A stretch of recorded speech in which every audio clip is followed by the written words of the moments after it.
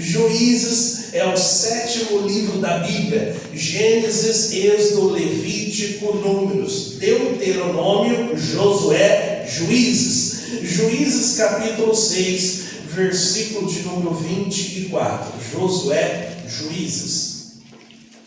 Se você tem dificuldade, está ali na tela para você acompanhar conosco, em nome do Senhor Jesus.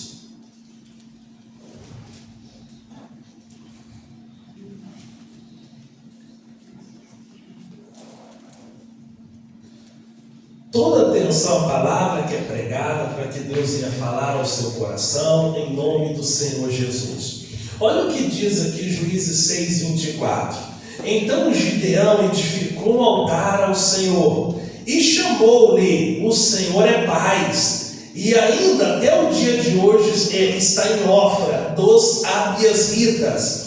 Então olha só, irmãos, a Bíblia Sagrada diz que a nação de Israel tinha perdido a soberania, né? O Moisés já tinha morrido, Josué tinha sido o sucessor, também tinha morrido. Os anciões tinham orado a Deus, pedido ao Senhor: o Senhor nos sustenta mais um pouco aqui para preparar a próxima geração, porque a próxima geração não está preparada ainda. E aí acontece que entra o período dos juízes, né? E aí acontece que eles faziam o que era mal aos olhos do Senhor, e o Senhor entregava na mão dos inimigos. E aqui a vez era que os midianitas assolavam, né?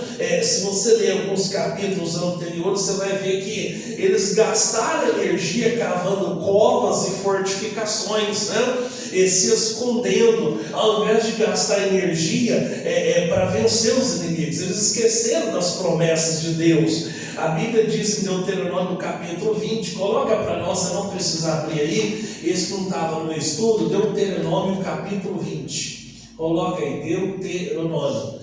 Quando saíres a peleja contra teus inimigos e vires cavalos e carros, e um povo maior em número do que tu, deles não terás temor, não terás medo, pois o Senhor teu Deus te tirou da terra do Egito e está contigo. Então eles esquecem dessa promessa quando eles fossem para a batalha, que eles vissem lá um exército maior do que eles não tinham que ter medo. Só que eles ficaram com medo, cavaram trincheiras, covas, fortificações. Eu não sei se você se lembra, quando teve lá aquele acidente lá das Torres Gêmeas nos Estados Unidos, aí começa uma corrida para buscar o terrorista, e aí eles chegam lá no deserto, lá no Afeganistão, e os soldados americanos e britânicos passam o dia inteiro explodindo cavernas e fortificações, né? Então o povo de Israel fizeram exatamente dessa maneira.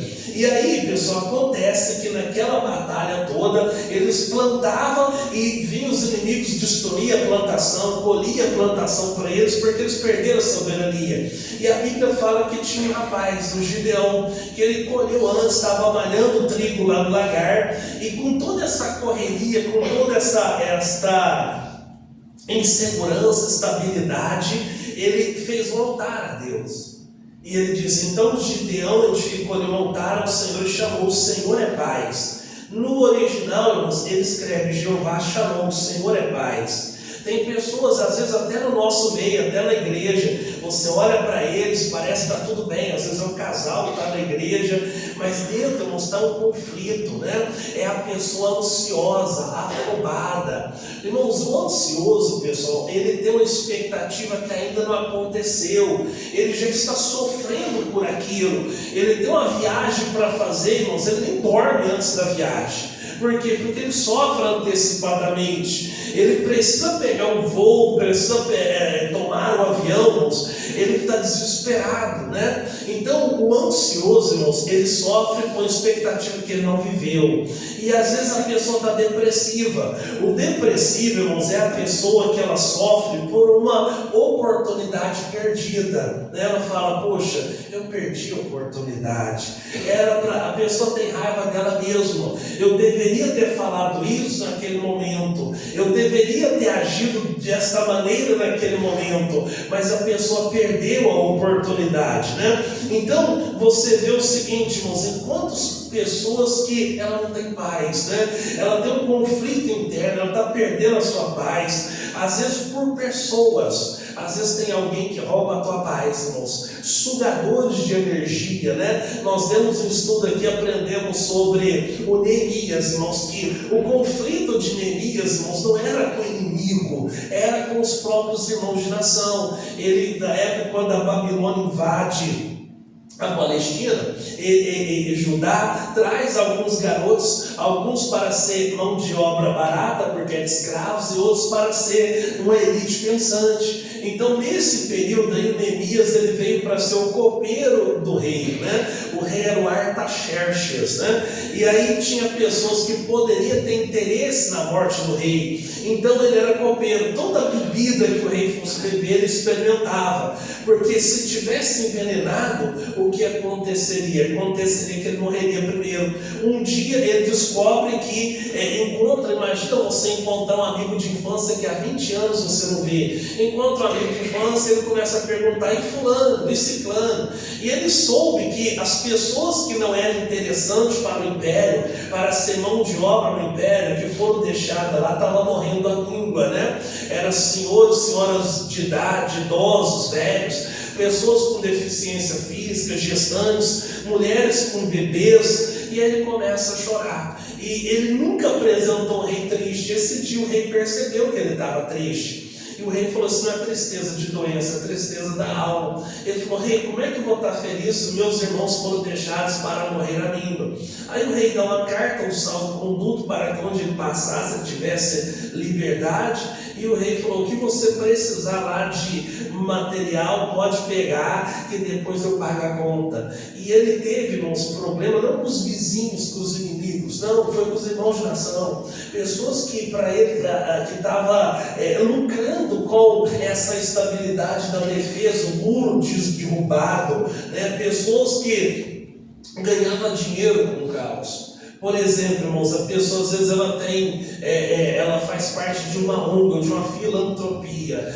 Vamos salvar, por exemplo, aquele animal que está em extinção. Então, logo depois que o animal deixa de estar em extinção, a razão dessa ONG acabou. Então, às vezes é interessante manter o animal em extinção porque mantém a ONG de pé. A Bíblia fala desses dois personagens, que eram Sanbalat e Tobias, que trabalhou de várias formas, várias maneiras para que ele desistisse, mas ele se manteve de pé, né? Ele não perdeu a sua paz. Nós não podemos perder a nossa paz. A nossa paz é o Senhor em nome de Jesus, né? Às vezes perdemos a paz por situações, por pessoas, o compromisso, irmãos, o cumprimento, né? Você às vezes vai cumprimentar alguém, você oferece a paz para ele, né? A paz, irmãos, não é só ausência de conflitos. Eu estou em paz porque eu não tenho conflito. Não, é o estado, né, do seu bem-estar completo.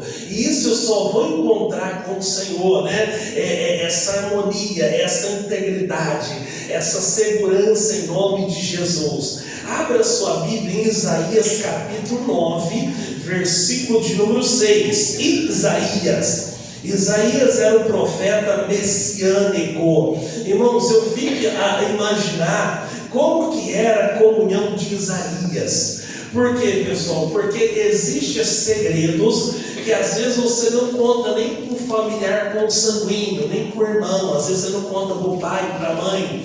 Você só conta para quem você confia. O primeiro que Deus confiou, que enviaria o filho dele a morrer naquela cruz em nosso lugar, em nosso favor, foi o Isaías. E ele profetiza de 700 a 750 anos antes da vinda do Messias, porque naquela época os anos eram contados em ordem decrescente. Aí depois do nascimento de Jesus foi contado em ordem crescente, que nós chegamos ao ano de 2025. Eu não sei que dia que você está assistindo, né, pela internet essa mensagem. Nós estamos na Santa Ceia de agosto de 2025, né?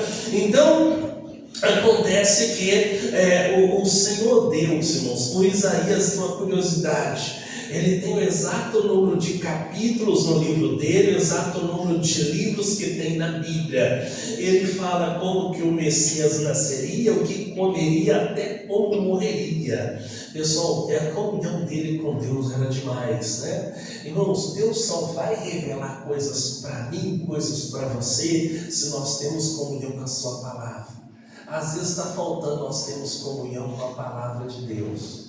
Tem pessoas que falam: pastor, eu não sei como que eu devo fazer, eu não sei para onde eu vou, eu estou no mato sem cachorro, pastor, porque eu não sei qual é, porque está faltando comunhão com a palavra de Deus. Olha o que diz aqui o capítulo 9, versículo de número 6, diz assim, porque um menino nos nasceu, um filho se nos deu, o principado está sobre os seus ombros, e se chamará o seu nome maravilhoso, Conselheiro, Deus forte, Pai da eternidade, Príncipe da paz. Então, o Senhor Jesus, ele é o príncipe da paz, né? Ele profetizou que viria o Messias. E como que o Messias viria? Entrando pela porta, como nós todos entramos para esse mundo, né? No nascimento natural. Aí ele diz: um menino nos nasceu, um filho se nos deu, o principado está sobre ele, os seus ombros se chamará o seu nome maravilhoso. Conselheiro, Deus forte, Pai da eternidade e Príncipe da paz. Então, se você tem Jesus na sua vida, irmãos, no meio de instabilidade, de insegurança, de incerteza, você está em paz. Todo mundo agitado, todo mundo nervoso. Nós passamos por um evento, irmãos, que a nossa geração não tinha passado ainda. Houve alguns conflitos, né, anteriores a esse, houve alguns conflitos locais. Teve lá o problema lá da gripe espanhola, o conflito do ebola na África, aí chega o período da pandemia. Irmãos, o mundo parou, aquelas pessoas desesperadas, inseguras, a incerteza, mas acontece o seguinte, irmãos, você sabe que está tudo acontecendo à sua volta, mas você está tranquilo, porque você tem o príncipe da paz. Amém, pessoal? No meio de insegurança, o que vai ser com o futuro? No meio de incerteza, nós não temos certeza de nada. No meio de instabilidade, irmãos, em todos os aspectos, o Senhor é a nossa paz. Às vezes pode até alguém achar até que você é bobo, mexer com você, mas você não vai tomar atitude, você não vai reagir. Eu falei: eu já estou reagindo. Por quê? Porque eu tenho um Deus da paz. Você não perde a paz, né? Em nome de Jesus. Eu sempre cito aqui na igreja, irmãos, que já é um conhecido nosso. Coloca aí Filipenses capítulo 4, verso 5. Esse aqui já é um conhecido nosso, esse versículo. Filipenses 4, 5. É Filipenses? Coloca aí. Isso, seja a vossa equidade notória a todos os homens. Equidade é comportamento. O meu comportamento tem que ser conhecido a todos. Estou dirigindo, estou manejando o carro. Eu recebo uma freada brusca, uma fechada. Acontece, irmãos, que a pessoa vai querer brigar comigo. Aí diz aqui, perto está o Senhor. Se o Senhor está perto, você não perde a sua paz. Se você está perdendo a paz, é porque o Senhor está longe. Deus tem que estar perto. Pastor, mas xingou eu. Pastor, mexeu com a minha honra. Eu não tenho sangue de barata. Pastor, eu tenho sangue quente. Eu sou descendente de italiano e espanhol. Quando você aceitou Jesus, você foi lavado e remido pelo sangue de Jesus. Diga graças a Deus. Irmãos, o Senhor, se o Senhor está perto, você não perde a paz, não. Está perdendo a sua paz. Pastor, ele me ofendeu, pastor, me xingou, eu na minha cara, eu vou fazer o quê? Eu vou deixar quebrar, pastor? Não, tem gente que está morrendo por coisa material, coisa boba. Desse mundo, irmãos, a gente não leva nada. Com todo o dinheiro que às vezes a pessoa adquire, acumula, não leva nada, irmãos. Não leva nada. Não perca a sua paz, irmãos. Fala: eu quero estar na paz de Deus. Ele é a minha paz em nome do Senhor Jesus. Ele é Deus da minha vida em nome de Jesus. Amém? Amém. Abra sua Bíblia em Efésios capítulo 2, versículo 14. Efésios, agora Novo Testamento, capítulo 2, versículo 14. Depois de Gálatas é Efésios. Primeiras aos Coríntios, segundas aos Coríntios, aí vem Gálatas, aí vem Efésios. Antes de Filipenses, capítulo 2, verso 14. Olha o que diz aqui.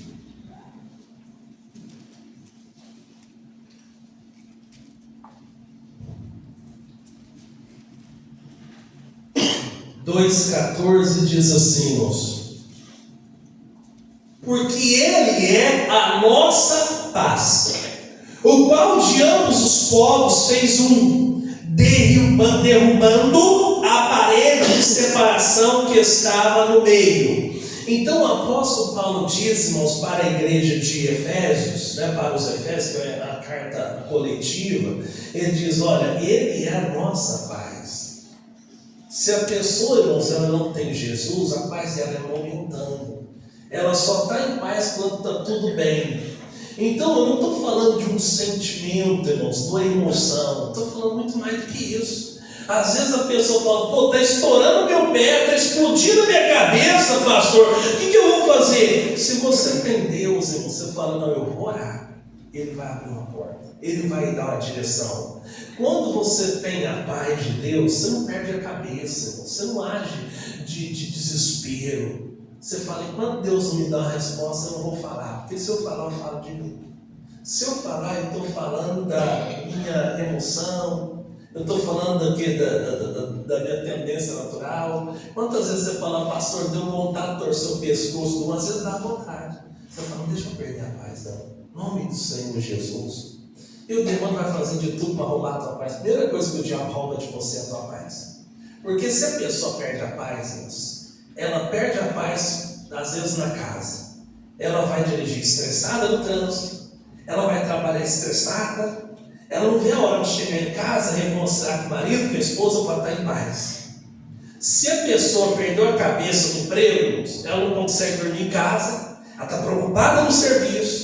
Às vezes ela descarrega essa carga emocional nos filhos, na esposa, no marido, às vezes não tem nada de culpa, pessoal, porque está faltando a paz de Deus. Nós precisamos aprender a ser de Deus. O nosso Deus que nos dá paz, em nome de Jesus. Amém? Em João 14, 27, Jesus se revelou. João 14, 27. Vamos lá. Capítulo 14, versículo 27. Jesus se revelou. Para que ele veio? Capítulo 14, versículo 27. Você vê que os nomes redentores de Deus, irmãos, vão passando por cada necessidade específica, né? Deus, ele vai se revelando em cada uma delas como Senhor e soberano. Pastor, eu não sei, eu estou preocupado, o que vai ser de mim? Nós vimos que ele é o Jeová, é Ele que nos pastoreia, Ele é o pastor dos pastores. Aí nós vimos na semana passada, pessoal, que Ele é o Jeová Jiré. Pastor, como é que eu vou ter? Eu não sei, Ele é o Deus provedor. Agora nós estamos vendo que Ele é Shalom, o Jeová Shalom, que Ele é a nossa paz, né? Então o versículo 27 do capítulo 14 diz assim: deixo-vos a paz. A minha paz vos dou, não vou-lo dou como o mundo a dá. Não se turbe o vosso coração, nem se atemorize. Às vezes, você vê países que estão em conflitos, né, de guerras, que às vezes fazem acordo de paz. Tira a foto das mãos, né, entrega lá o tratado de paz num dia, no outro dia está em guerra tudo novamente, tudo de novo. Então Jesus falou: eu deixo a minha paz. Pessoal, a paz de Jesus, pessoal, não tem preço. Não tem preço, irmãos. O mundo está agitado. Jesus falou com Pedro: Pedro, a terra está sendo sacudida. Satanás pediu para te peneirar. A coisa está sendo sacudida, mas eu roguei por ti para que a tua fé não desfaleça. Eu roguei para que você não naufraga. carga. Então acontece o seguinte, falou, deixa a minha paz vos dou, não vos dou como o mundo dá, não se turbe o vosso coração, nem se atemoriza. Você está com o coração preocupado, temeroso, atemorizando. A Bíblia fala sobre Atos dos Apóstolos, né? O último capítulo de Atos fala sobre o naufrágio de Paulo. Irmãos, ele estava lá 14 dias que não via sol, que só via chuva, aquela tempestade. O Paulo falou, ei, fugiu a esperança de todo mundo salvar. O Paulo falou, pessoal, essa noite, o anjo de Deus de quem eu sou e a quem eu sirvo esteve comigo. E ele disse o seguinte, que eu vou chegar onde eu tenho que chegar. Não importa a tempestade que tem no meio da vida, eu vou chegar onde Deus quer que eu chegue. Se você tem essa paz no seu coração, você sabe que você vai cumprir o chamado de Deus. Você vai chegar onde Deus quer que você chegue, em nome do Senhor Jesus. Essa tem que ser a nossa confiança. Deus falou com ele, Paulo, assim como você testificou de mim em Jerusalém, você vai testificar de mim lá em Roma. Você vai testificar, você vai chegar lá. Então, resultado, às vezes o caminho, os percalços que nós temos no caminho, não pode roubar a tua paz. O versículo 23 diz assim, ó, e Jesus respondeu e disse, se alguém me ama, guarda a minha palavra, e meu Pai o amará, e viremos para ele, e faremos nele morada. Como tem pessoas bobinhas na vida, a pessoa fala, não tem paciência não, você está demorando. Irmão, Jesus fala, se alguém me ama, guarda a minha palavra. É a palavra de Deus que você guarda, vai fazer você chegar onde você tem que chegar. É a palavra de Deus que você guarda, que vai fazer você alcançar o que você tem que alcançar, em nome de Jesus. Aí diz aqui o versículo 24, quem não me ama, não guarda a minha palavra, as minhas palavras, no plural. Ora, a palavra que ouviste não é minha, mas do Pai que me enviou. Jesus fala, eu não estou falando de mim mesmo, eu estou falando do Pai que me mandou. Eu estou aqui como representante do Pai, falando o que Ele me deu. 25, tenho-vos dito isso estando convosco, mas aquele Consolador, o Espírito Santo, que o Pai enviará em meu nome, esse vos ensinará todas as coisas, e vos fará lembrar de tudo quanto vos tenho dito. Então, pessoal, a nossa busca tem que ser pelo Espírito Santo. Porque nós não temos que estar preocupados que eu vou falar, que eu vou dizer. A Bíblia fala, é Ele que vai fazer o seguinte, vai ensinar todas as coisas, vai fazer você lembrar tudo que você precisa, no nome do Senhor Jesus. Amém? A nossa vida está nas mãos do Senhor, pessoal, em nome de Jesus. A paz que Jesus está oferecendo é muito mais do que um sentimento, uma emoção simplista, né? E dessa forma, a paz de Deus é cheia de coisas boas, em nome do Senhor Jesus. Se você está em Cristo, você está em paz. Para finalizar aqui, 1 Coríntios 12. Vamos lá, primeira carta de Paulo a Coríntios, capítulo 1, versículo 12. Capítulo 1, versículo 12. Capítulo 12, versículo 1, perdão. 1 Coríntios 12. 12, 1.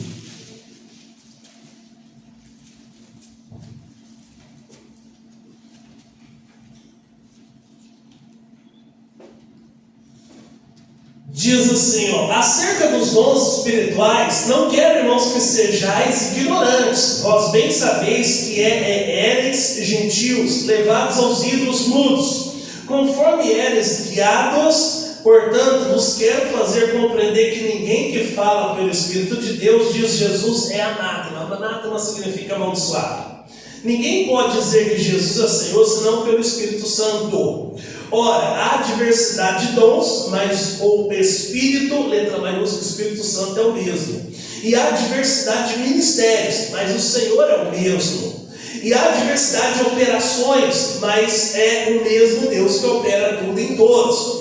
Então, pessoal, às vezes tem gente que nos critica, né? Ah, essa igreja aí prega determinação, essa igreja que prega sobre cura dessa maneira. A Bíblia fala que há diversidade de ministério e há diversidade de dons. A Bíblia fala, irmãos, que havia 12 portas para entrar em Jerusalém. A Bíblia fala que a multiforme graça de Deus, não é porque a pessoa crê diferente de mim que eu tenho que criticar ela ou ela me criticar. Então cada um fica na vocação que foi chamado. Se ele foi chamado lá para dar os 3 pulinhos, deixa ele dar os 3 pulinhos. Se nós fomos chamados para fazer o que nós estamos fazendo, que nós continuamos fazendo o que Deus nos nos comissionou para fazermos em nome de Jesus. Aí o que mais que diz aqui? O versículo 6. E há diversidade de operação, mas o mesmo Deus que opera tudo em todos. Mas a manifestação do Espírito é dada a cada um para o que for útil, né? Porque a um pelo Espírito é dada a palavra da sabedoria, e a outro pelo Espírito é dada a palavra do conhecimento, e a outro pelo mesmo Espírito a fé, outro pelo mesmo Espírito os dons de curar, e a outro pela operação de milagres, a outro a profecia, a outro dom de discernir os Espíritos, a outra variedade de línguas, a outra a interpretação de línguas. Mas um só é o mesmo Espírito, opera todas essas coisas, repartindo particularmente a cada um como quer. Porque assim como o corpo é um, e tem muitos membros, e todos os membros, sendo muitos, são um só corpo, assim é Cristo também. Então imagina você, aqui ele começa a relatar sobre o corpo, né? O corpo é um só, mas ele tem muitos membros, né? E ele fala, apesar de ter muitos membros, o corpo é um só. Verso 13: pois todos nós fomos batizados em um mesmo Espírito, formando um corpo, quer judeu, quer grego, quer servo, quer livre, todos temos bebido de um Espírito, porque também o corpo não é um só membro, mas muitos. Se o pé disser, porque não sou mão, não sou do corpo, não será por isso do corpo? Se a orelha disser, porque não sou olho, não sou do corpo, não será por isso do corpo? Se todo o corpo fosse olho, onde estaria o ouvido? Se todo fosse ouvido, onde estaria o olfato? Mas agora Deus colocou os membros no corpo, cada um deles, como quis. Se todos fossem um só membro, onde estaria o corpo? Então o corpo é formado de muitos membros. Você já imaginou? Se o olho fala para a orelha, eu não preciso de ti, então, irmãos, como que eu viria, né? Se a orelha fala para o nariz, eu não preciso de ti, como é que você sentiria o cheiro, né? Nós não precisamos dos dentes, como é que você mastigaria os alimentos? Então cada membro do nosso corpo tem uma função, cada membro